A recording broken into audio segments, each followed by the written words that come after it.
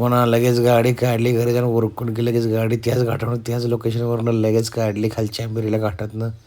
आज मटण खायला जायचं आहे. तोवर दिसलं औंधमध्ये अण्णाचं हॉटेल पल्स. पण आज हॉटेल कुठलं, मटण घामेल्यानं पाहिजे होतं. मग डायरेक्ट गाठलं की जर झऱ्यात असं घामेलं मोठं शिजून ठेवलेलं बनवायचं चाललं होतं. म्हणलं ए मागं सर, मला व्हिडिओ बनवू दे. गरगरी चिकन मसाला नुसता धिंगाणाच करून टाकला भावानं.